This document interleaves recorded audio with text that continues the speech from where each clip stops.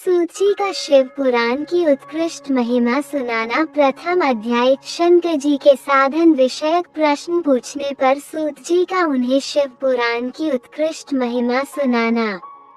श्री शंकर जी ने पूछा, महाज्ञानी सूत जी, आप संपूर्ण सिद्धांतों के ज्ञाता है।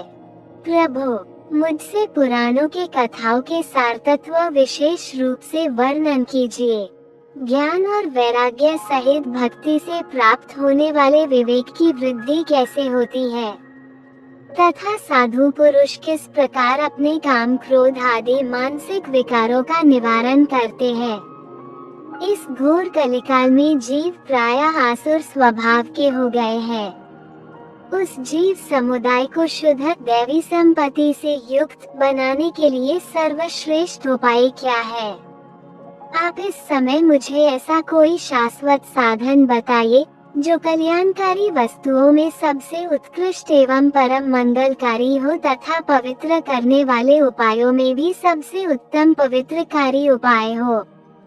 तात, वह साधन ऐसा हो जिसके अनुष्ठान से शीघ्र ही अंतःकरण की विशेष शुद्धि हो जाए तथा उसमें निर्मल चित्त वाले पुरुषों को सदा के लिए शिव की प्राप्ति हो जाए।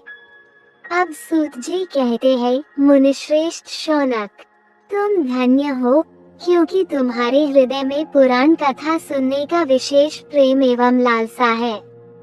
इसलिए मैं शुद्ध बुद्धि से विचार कर तुमसे परम उत्तम शास्त्र का वर्णन करता हूँ। वत्स, ये संपूर्ण शास्त्रों के सिद्धांत से संपन्न, भक्ति आदि को बढ़ाने वाला तथा शिव को संतुष्ट करने वाला है। कानों के लिए रसायन अमृत स्वरूप तथा दिव्य है, तुम उसे श्रवण करो। मुने, वो परम उत्तम शास्त्र है शिव पुराण, जिसका पूर्व काल में भगवान शिव ने ही प्रवचन किया था। ये काल रूपी सर्प से प्राप्त होने वाले महान त्रास का विनाश करने वाला उत्तम साधन है। गुरुदेव व्यास ने सनत कुमार मुनि का उपदेश पाकर बड़े आदर से इस पुराण का संक्षेप में ही प्रतिपादन किया है। इस पुराण के प्रणय का उद्देश्य है कलयुग में उत्पन्न होने वाले मनुष्यों के परम हित का साधन। ये शिव पुराण बहुत ही उत्तम शास्त्र है।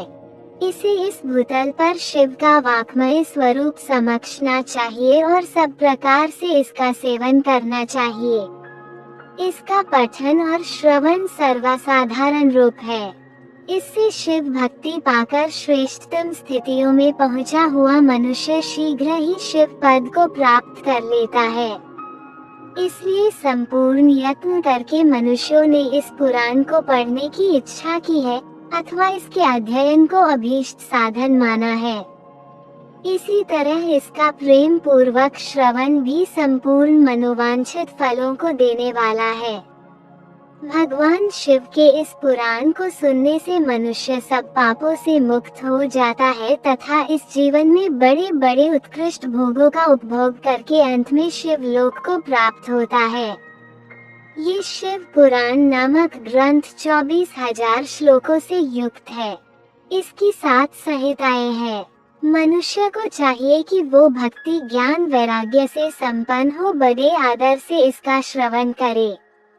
7 संहिताओं से युक्त ये दिव्य शिव पुराण परब्रह्मा परमात्मा के समान विराजमान है और सबसे उत्कृष्ट गति प्रदान करने वाला है। जो निरंतर अनुसंधान पूर्वक शिव पुराण को बोलता है या नित्य प्रेम पूर्वक इसका पाठ मात्र करता है वह पुण्यात्मा है, इसमें संशय नहीं है। जो उत्तम बुद्धि वाला पुरुष अंतकाल में भक्ति पूर्वक इस पुराण को सुनता है, उस पर अत्यंत प्रसन्न हुए भगवान महेश्वर उसे अपना पद धाम प्रदान करते हैं।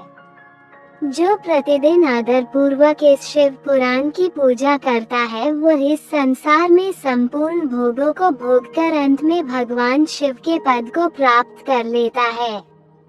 जो प्रतिदिन आलस्य रहित हो रेशमी वस्त्र आदि के वेष्टन से इस शिव पुराण का सत्कार करता है वह सदा सुखी रहता है। ये शिव पुराण निर्मल तथा भगवान का सर्वस्व है। जो इहलोक और परलोक में भी सुख चाहता हो उसे आदर के साथ प्रयत्न पूर्वक इसका सेवन करना चाहिए। ये निर्मल एवं उत्तम शिव पुराण धर्म, अर्थ, काम और मोक्ष रूपी 4 पुरुषार्थों को देने वाला है। अतः सदा इसका प्रेम पूर्वक श्रवण एवं इसका विशेष पाठ करना चाहिए।